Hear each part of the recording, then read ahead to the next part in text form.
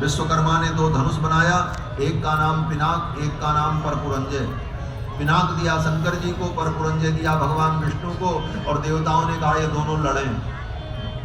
क्यों लड़े? बोले निर्णय हो कि इसमें बड़ा कौन। तो बैठे बैठे देवता लोग भी कुछ न कुछ तमाशा करते रहते।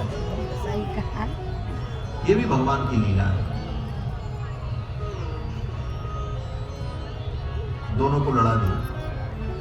परिणाम ये हुआ कि भगवान विष्णु के पराक्रम के सामने भगवान शिव नतमस्तक हो गए।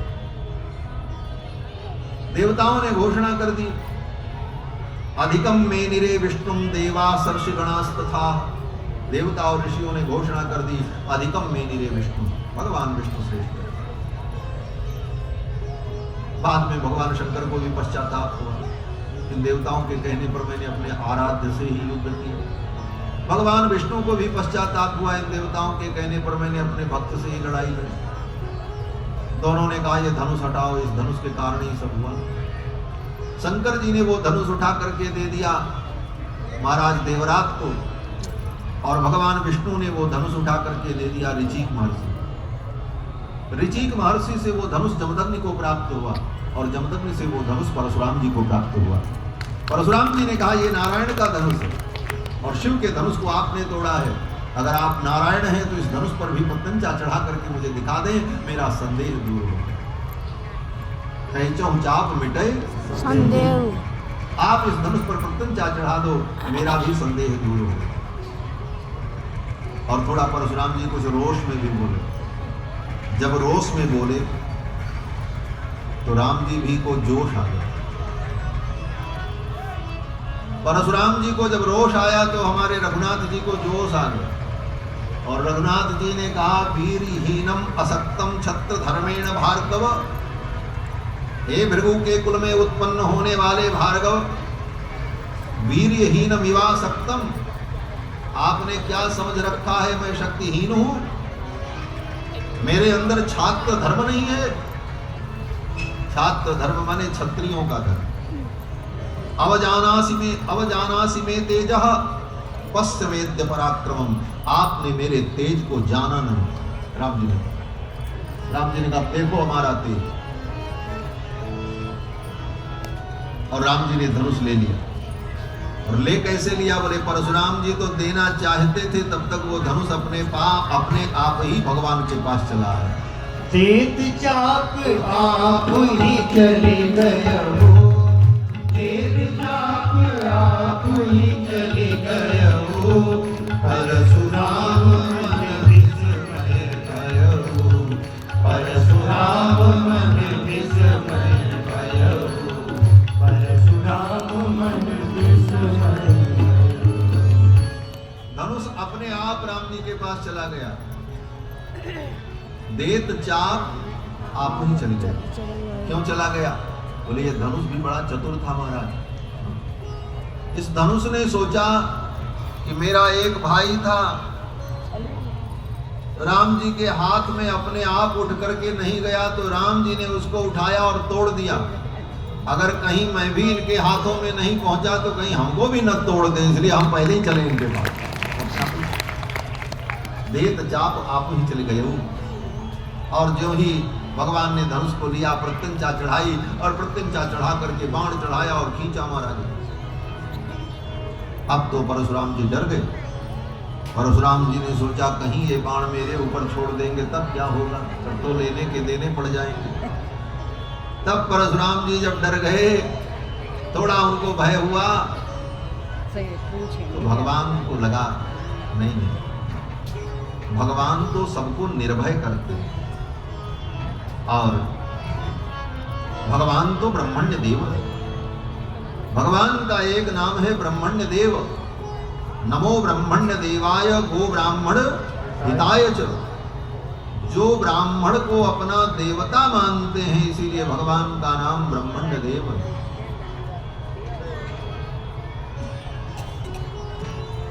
भगवान ने कहा मुनिवर आप दुखी न हो, ये बाण मैं आपके ऊपर नहीं छोड़ूंगा। क्यों नहीं छोड़ेंगे? भगवान कहते देखो आप ब्राह्मण हो, ब्राह्मणोसीति, आप ब्राह्मण हो। ब्राह्मण अवध्य होता है। ब्राह्मण अगर कोई ऐसा पाप कर दे जिस पाप के कारण उसे मृत्यु दंड देना पड़े, तो धर्मशास्त्र यही कहता है उसे शारीरिक मृत्यु दंड न दिया जाए, उसका धन हरण कर लिया जाए, उसका सर्वस्व छीन लिया जाए, उसे देश से निकाल दिया जाए, लेकिन शारीरिक मृत्यु दंड ब्राह्मण के लिए विहित नहीं। गर्दभे तम समारोप्य निष्कासयेत पत्तनात् बहिः, गधे पर बैठाकर उसका धन हरण करके, अपमानित करके, निष्कासयेत पत्तनात् बहिः, पत्तन से, नगर से बाहर उसे निकाल दिया जाए, देश से निकाल दिया जाए, काला पानी की सजा सुना दी जाए, आजीवन कारावास, लेकिन मृत्यु दंड विधित नहीं। राम जी ने कहा आप ब्राह्मण हैं, ब्राह्मणोसीति पूज्यो में, और आप ब्राह्मण हैं, और ब्राह्मण के साथ साथ आप पूज्य हैं, वंदनीय हैं।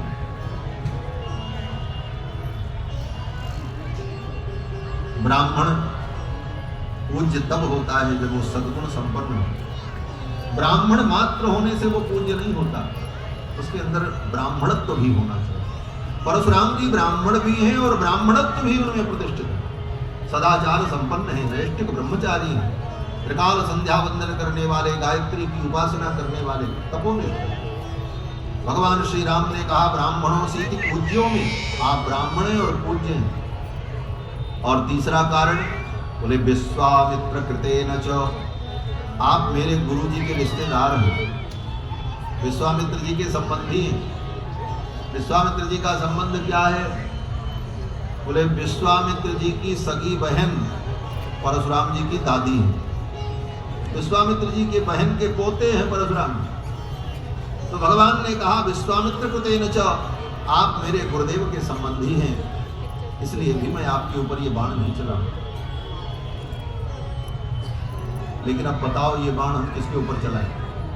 परशुराम जी ने कहा आप इसको रख लो, किसी के ऊपर मत चलाओ। राम जी ने कहा मेरा बाण अमोघ है, अब ये कुणीर में नहीं जाएगा, अब तो ये चलेगा, अब आप ही बताओ किसके ऊपर छोड़ें। ये भी एक बड़ी समस्या है राम जी के साथ। राम जी अगर धनुष पर बाण चढ़ा लें तो फिर अब चलना मजबूरी हो जाएगी। ऐसी घटना कभी कभी हो जाती है राम जी के साथ। जब समुद्र के ऊपर भगवान ने कोप किया, विनय न मानत जलधि जड़ गए 3 दिन भी, बोले राम सकोप तब भय बिनु होई न प्रीत। भगवान ने अपना धनुष बाण उठाया और जब बाण चढ़ाया, बाण की ज्वाला से सागर उबलने लगा, समुद्र प्रकट हो गया, शरणागति कर ली। उसको तो भगवान ने छोड़ दिया, लेकिन कहा आप बताओ ये बाण कहाँ छोड़े? समुद्र ने कहा कोई जरूरत ही नहीं, आप रख लो। भगवान ने कहा ये रखा नहीं जाएगा, आप बताओ मैं किसके ऊपर ये बाण छोड़ूं? तब समुद्र ने कहा हमारे दक्षिण तट पर जो दस्यु हैं, समुद्री डाकू हैं, उन असुरों का, उन दस्युओं का इस बाण के द्वारा आप संहार कर दो। तो भगवान ने उन बाणों से, उस बाण से उन दस्युओं का संहार किया। यहाँ परशुराम जी के लिए बाण जब उठा लिया तो अब ये कहाँ जाए? तो परशुराम जी ने कहा इस बाण के द्वारा आप मेरे पुण्य को नष्ट कर दो। पुण्य के द्वारा हमने जिन लोगों को प्राप्त किया है, पुण्यार्जित लोगों को आप समाप्त कर दो। तो भगवान ने अपने बाण के द्वारा परशुराम जी के पुण्यार्जित लोगों को समाप्त कर दिया।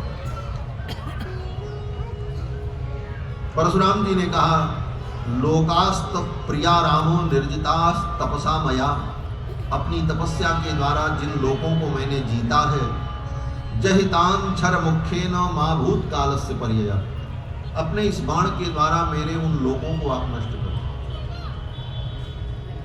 इसका मतलब बहुत बड़ी वेदांत की चर्चा यहाँ पर। परशुराम जी ने कहा पुण्य से स्वर्ग आदि लोगों की प्राप्ति होती है, पुण्य करने वाला स्वर्ग जाता है, लेकिन ये स्वर्ग भी बंधन का कारण है। स्वर्ग स्वल्प अंत दुखदायी। पुण्य पाप दोनों जब समाप्त होता है तो जीव को मुक्ति की प्राप्ति होती। पाप समाप्त हो गया ये तो अच्छी बात है, लेकिन पुण्य भी समाप्त करना पड़ेगा। क्यों बोले? पुण्य रहेगा तो फिर स्वर्ग जाना पड़ेगा। स्वर्ग में पुण्य का फल भोगने के बाद फिर संसार में पैदा होना पड़ेगा। क्षीणे पुण्य मर्त्य लोकम विशंति, पुण्य के क्षीण होने पर मृत्यु लोक में आना पड़ेगा। इसलिए परशुराम जी ने कहा मेरे पुण्यों को भी आप समाप्त कर दो। तो भगवान ने अपने बाण के द्वारा पुण्य को भी समाप्त कर दिया। परशुराम जी के पुण्य को जब समाप्त कर दिया तब परशुराम जी ने कहा अक्षय्यम मधुहंतारम जानामि त्वां सुरेश्वरम। हे सुरेश्वर, मैं जान गया आप साक्षात नारायण हैं, मध्वरी हैं, मधुहंता हैं। कैसे जाना? बोले धनुषोस्य परामर्शात, इस धनुष को आपने उठाया, प्रत्यंचा चढ़ाई। ये कार्य भगवान नारायण ही कर सकते हैं, आप साक्षात नारायण हैं। और ये कहते हुए परशुराम जी ने कहा स्वस्तितेस्तु परम तप, हे परम तप आपका कल्याण हो। परशुराम जी ने भगवान को आशीर्वाद दिया और विदा होने लगे। विदा होते समय परशुराम जी ने कहा राम, मन में संकोच मत करना, तुम बड़े संकोची हो, शील निधान हो। कहीं तुम्हारे मन में इस बात का संकोच हो गया कि एक ब्राह्मण को, परशुराम जैसे वीर को मैंने लज्जित कर दिया, उनके पराक्रम को कुंठित कर दिया, ये सोचकर आपके मन में कहीं संकोच हो तो राम संकोच मत करना, क्योंकि मुझे भी कोई संकोच नहीं। आज तक